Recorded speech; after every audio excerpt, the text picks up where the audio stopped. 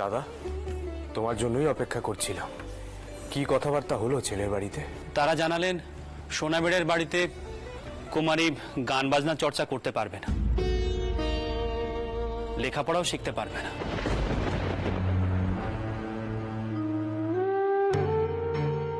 তবে হ্যাঁ, মাঝে মাঝে কলকাতায় যখন তার স্বামীর কাছে আসবে তখন তার সকালাত পূরণ করতে পারবে। শুনুন না, বংশ যদি ভালো হয়ে থাকে, পাত্র যদি ভালো হয়ে থাকে, তাহলে কথা এখন নেই। ওমা, আপনি কি বলেন? চন্দর, ছোট বৌমা যা বলছে আমারও তাই মত বাবা। তুই কথা এগো।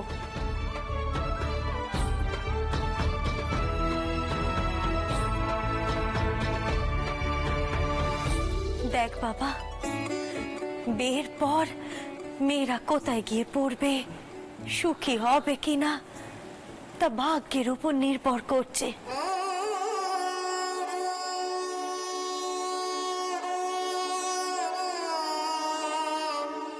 এই আমাকে দেখ না, আমি তো পাশের বাড়ি থেকে এ বাড়িতে এসেছি, কিন্তু মেজ ছোট তারা তো সব এক এক জায়গা থেকে এ বাড়িতে এসেছে, কিন্তু আমরা তো সবাই মিলে এক হয়ে এই সংসার গড়ে তুলেছি।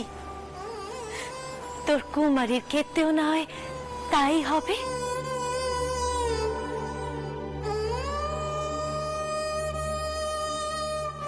তুই আগে থেকে অত চিন্তা করিস নে বাবা। বিয়ের কথা পাকা হলে একটা প্রস্তাব দেওয়া যাবে কোন, যে কুমারী সোনাবেড়েতে না থেকে জামাইয়ের কাছে কলকাতায় থাকবে।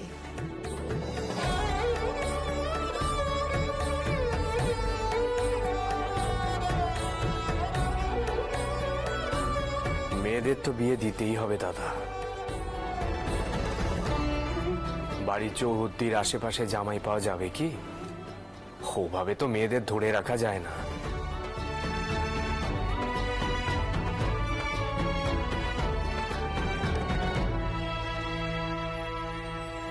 চন্দর, তুই বরং পাত্রপক্ষদের বল, ওনারা আমাদের বাড়ি এসে একবার মেয়ে দেখে যাক। মা, ওনারা তো একেবারে অপেক্ষা করতে চাইছেন না, ওনারা তো কালই আসতে চাইছেন। মা, সে তো খুব ভালো কথা। তাহলে বলুন না তিনাদেরকে আসতে, কথা এখন, তারপর পছন্দ হলে বাকি কথা হবে। বেশ, তোমরা সবাই যদি রাজি থাকো তাহলে আমি এক্ষুনি সর্দারকে দিয়ে সোনাবেড়েতে পত্র পাঠাই। রণপায়ে যাবে, খুব বেশি সময় লাগবে না।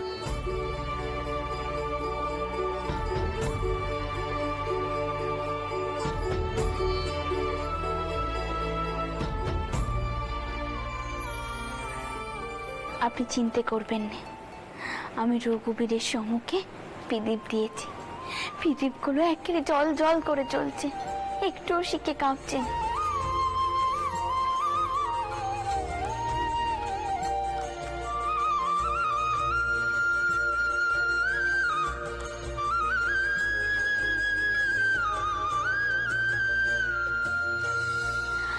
আপনি দেখবেন কুমারীর বিয়ে খুব সুখের হবে, খুব সুখের।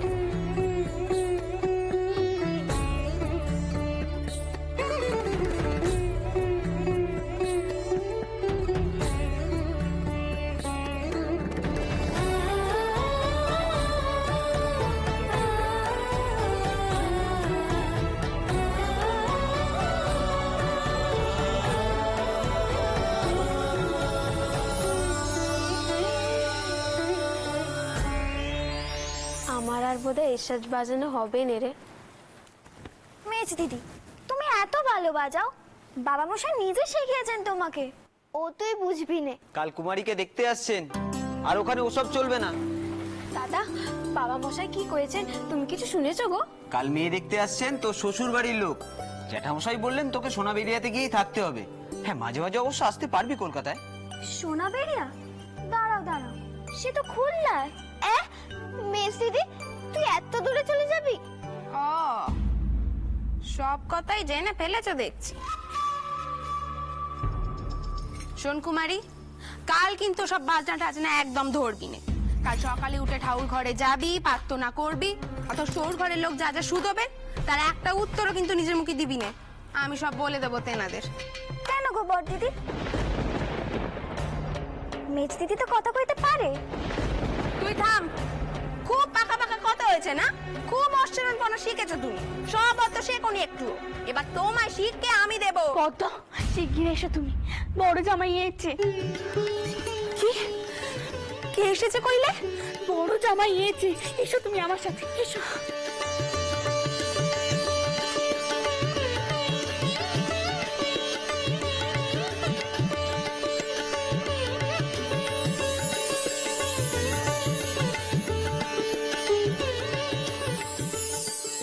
এসো বাবা জীবন, ভেতরে এসো।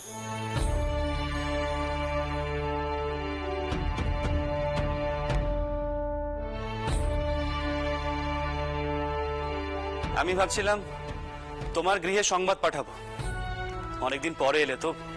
আসলে তোমার বড় শালিকা কুমারীর বিয়ের কথা চলছে, তুমি এসেছো, আমি একেবারে নিশ্চিন্ত হলাম। থাক বাবা থাক। দাদা বলছি, জামাই বাবা জীবন যে, যাক যাক, খুব ভালো দিনেই এসেছো দাদা। আজ তো তাহলে বাড়িতে উৎসব হবে, কি বলো? হ্যাঁ, বড় জামাই এসেছে, মেজ বিয়ের বিয়ে স্থির হচ্ছে। আরে থাক থাক থাক থাক বাবা, বসো বসো বসো বসো। বাবা জীবন, আমি অন্ধরে সংবাদ পাঠিয়েছি, তোমার জলখাবার এখানেই আসছে। আগে না থাক, এই সময় আসলে কিছু খেতে পারবো না। আসলে কাজকর্মের জন্য অনেকদিন তো আসা হয়নি। আপনারা সকলে কুশলে আছেন তো? তা যেমন দেখছো, আসলে বয়স হয়েছে তো। বাবা জীবন, তুমি যখন এসেই পড়েছো, কুমারীর বিয়ে শেষ না হওয়া পর্যন্ত তোমাকে কিন্তু ছাড়ছি না।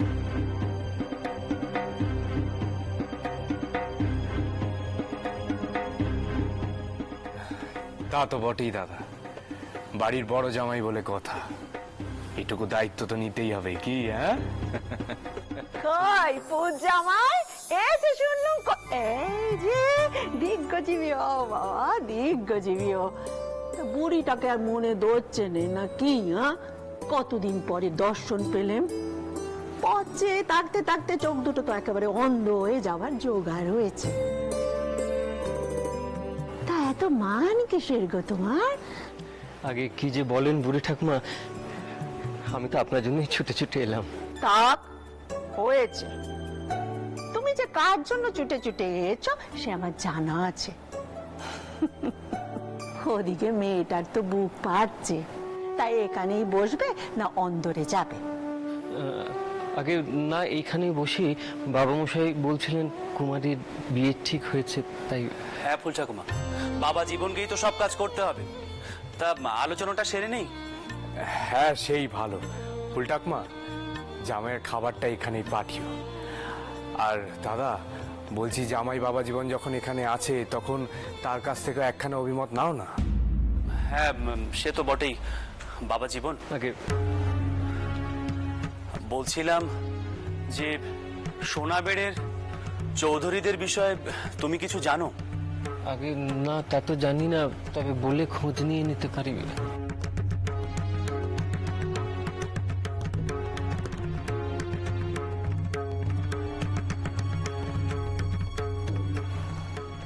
মরণ দশা, এটা দুটোই তো বুড়ো হয়ে গেছে। দেখতে ছেলেটা কতদিন বাদে এসেছে, কোথায় পদ্মর কাছে পাঠাবে তা না, আলোচনা নিয়ে বসেছে। নিজেদের জীবন যৌবন সব ভুলে গেছে। না, আমাকেই কিছু করতে হবে দেখছি। জামাই দাদা এসেছে বুঝি? ও মা, তুই এসেছিস? একটা কাজ কর দেখে, তোর বাপ আর ওই জাটা মশাইয়ের কবল থেকে জামাই দাদাকে উদ্ধার করতে গেলি। তো দিদি যে অপেক্ষা করছে, কোনো খেয়াল নেই এদের। জামাই দাদা কখন এলেন? এখানে বসে থাকলে চলবে না জ্যাঠামশাই, ওসব আলোচনা পরে হবে। জামাই দাদাকে নিয়ে এখন ভেতরে যেতে হবে। মাধব, কেমন আছো মাধব? কতদিন পরে তোমাকে দেখলাম। হ্যাঁ মাধব, এই জামাইকে কোথায় নিয়ে যাচ্ছ? ওর এখনো খাওয়া দাওয়াই হয়নি। জানি বাবা মশাই, তাই জন্যই তো ভেতরে নিয়ে যেতে হবে। অন্দরে গিয়ে ভালো করে জলযোগ করবেন, চলুন। যা যা যা মাধব যা, জামাই দাদাকে নিয়ে অন্দরে যা। যাও বাবা যাও, আসুন আসুন। যা।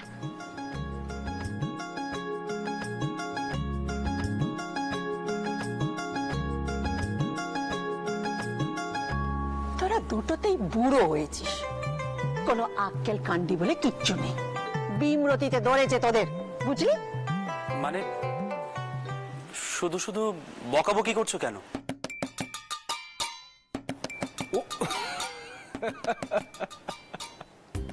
এখনো বুঝলে না দাদা? আচ্ছা ফুল ঠাকমা, আমাদের দুজনের মধ্যে সবাই তো দাদাকেই প্রেমিক মানুষ বলতো। এখন দেখো, এই কাজ কারবারের হিসেব নিকেশ করতে করতে প্রেমিক মনটা কেমন শুকিয়ে গেছে। দাদা এখনো বুঝলে না? বড় জামাই যে এতদিন বাদে এসেছে, সে কি তোমার এই যোগার যন্ত্রের হিসেব নিকেশ শুনতে এসেছে নাকি? বড় খুকি অপেক্ষা করে বসে আছে। এদের দুজনের মিলনের পথে তোমার এই হিসাবপত্র পাঁচিলের মতো দাঁড়িয়ে আছে। হ্যাঁ আরে বাবা, এতে হাসির কি হলো? কথাটা আগে বললেই তো হতো। মাথায় 5 রকমের চিন্তা, তাই কথাটা খেয়াল করিনি। আচ্ছা ঠিক আছে।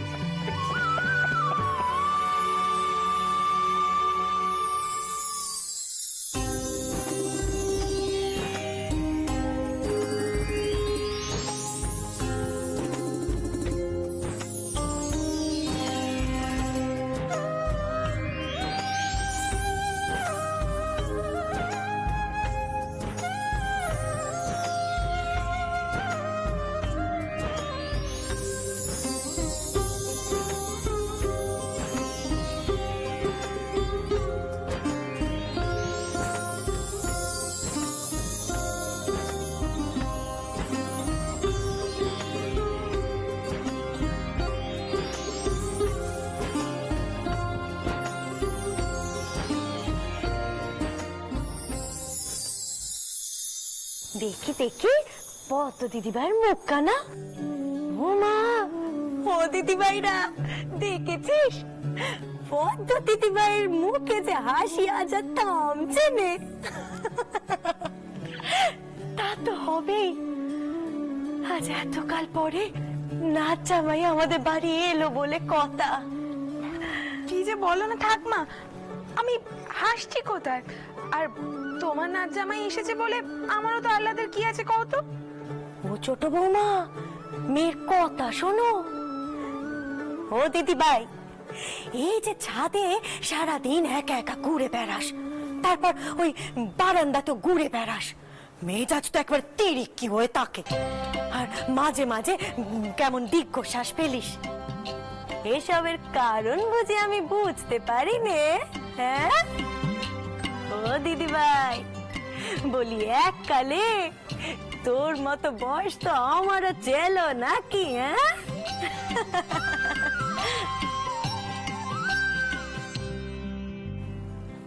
শোন মা, একখানা কথা বলি। স্বামী হলো মেয়ে মানুষের সব কিছু, এই কথাখানা সব সময় মাথায় রাখিস। বলছি যে জামাই দাদাকে কি এ ঘরে নিয়ে আসবো? না না বাবা মাধব, তুমি জামাই দাদাকে পদ্মর ঘরে নিয়ে যাও কেমন?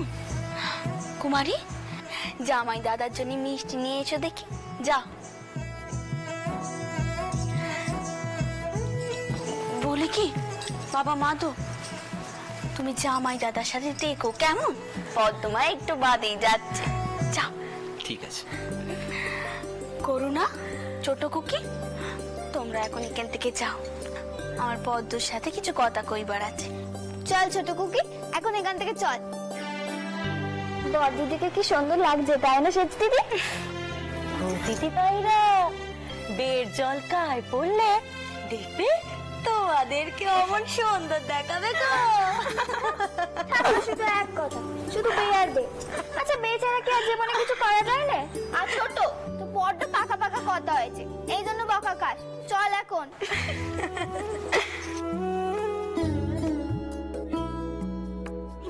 দেখি দেখি আমার দিদিভাইয়ের মুখটা না দেখি। ও মা, আমারই নজর লেগে যাচ্ছে। দেখি মা, দেখি দেখি। ও দিদিভাই, দেখিস তোকে দেখে না আজ না আজ আমার মাথা একেবারে ঘুরে যাবে। শোন মা, তোকে কতগুলো কথা বলি। স্বামীর মন জয় করতে হলে শুধু স্বামীকে ভালোবাসলে, স্বামীকে ভক্তি চেতা করলেই চলেনি। স্বামীর যে লোকজন তাদেরকেও ভালোবাসতে হবে, ভক্তি চেতা করতে হবে, তবে স্বামীর মন জয় করতে পারবি। এই দেখ না, তোর মাকেই দেখ। তোর মা আমাকে, তোর ঠাকুরদাকে ভক্তি চেতা করেছে বলেই কিনা তোর বাপ অমন করে তোর মাকে চোখে হারায় আছো। মা,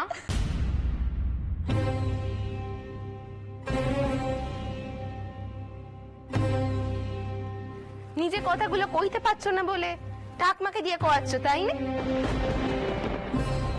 আমাকে পেষ্ট না করে ঠাকমার কথাগুলো মন দিয়ে শোনো, আর সব সময় অত কথা কেটো না। তুমি সারাটা জীবন আমাকে ভুল বুঝলে পদ্ম, এখনো ভুলই বুঝছো। তবে একটা কথা আমি তোমাকে বোঝাতে পারলাম না, তোমার দোষেই কিন্তু তুমি জামাইয়ের আদর হারিয়েছ। ছোট বৌমা, থাক মা থাক, ওসব ওসব প্রসঙ্গ আজকের দিনে থাক মা। ওসব পুরনো কথা তুলে কোনো তো না ভাবে নে। থাক মা থাক। ও দিদিভাই, আমার নোক কি দিদিভাই, একটু মাথা ঠান্ডা করো দেখিনি। হ্যাঁ, একটু মাথা ঠান্ডা করে একটু কথা কানা বোঝার চেষ্টা করো। দেখো মা, নাচ জামাইয়ের তোমার উপর ক্ষেত রয়েছে, তুমি তো সরকার করনি মা। কেন করিনি কখনো ভেবে দেখেছো তোমরা? কখনো বোঝার চেষ্টা করেছো? সব সময় কিন্তু এত গুমর ভালো নয় পদ্ম। গুমর? আমি ওই বাড়িতে গিয়ে গুমর দেখিয়েছি? কে কয়েছে তোমারে? শোনো, তোমরা কিন্তু সব জেনে শুনে আমাকে ওই বাড়িতে পাঠিয়েছিলে। কেমন ঘুপচির মতো ঘর, পায়ের খোপ যেন, আমার দম নিতে কষ্ট হতো।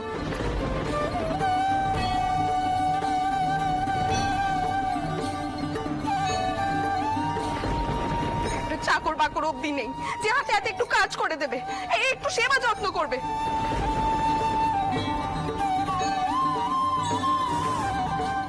আচ্ছা মা, যখন অমনধারা ঘরেই পাঠানো ছিল, তাহলে আমাকে কেন বড় মানুষের বেটির মতো মানুষ করেছিলে কত, যাতে পরে কষ্ট পাই সেই জন্য, তাই না?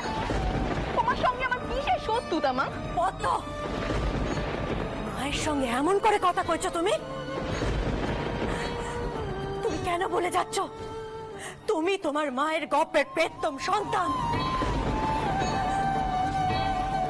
মা হলে তুমি বুঝবে মা হওয়ার কত টান, কত জ্বালা। আমি আর এ বিষয় নিয়ে কথা কইতে চাই না মা, তাহলেই তো বিপদ হবে। আপনি শুধু ওকে বলে দিন, ও যেন জামাইয়ের সম্মুখে ও শাহরি ননদ মামা শহর তেনাদের নিয়ে কিছু কথা না কয়। ও যেন একটু বুঝে শুনে কথা কয়, নাহলে জামাইয়ের মনে হতে পারে ও তেনাদের অচেতনা করছে। তুমি ঠিক বলেছো বৌমা, একেবারে ঠিক বলেছো। এতকাল বাচ্চা মেয়ের ছেলে মানুষই ভেবে ওরা পদ্মার সব দোষ মাফ করে দিয়েছে, কিন্তু এখন তো ওরা আর তা করবেন না।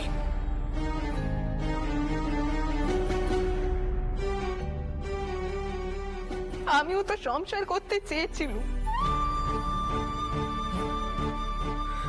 আমারও তো ওনাকে ছাড়া থাকতে কষ্ট হয়, আমার মুখটা ফেটে যায়, কিন্তু তোমরা তো সবসময় আমার দোষই দেখো। কষ্ট কোনোদিনও বোঝো না, কোনোদিনও বোঝো না।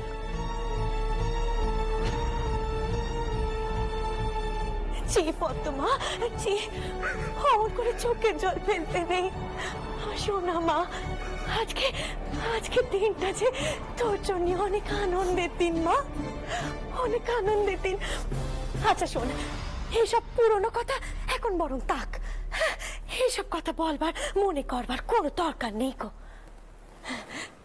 শোন মা, আজ বরং তুই নাচ জামাইয়ের মন ভোলানোর চেষ্টা করিস।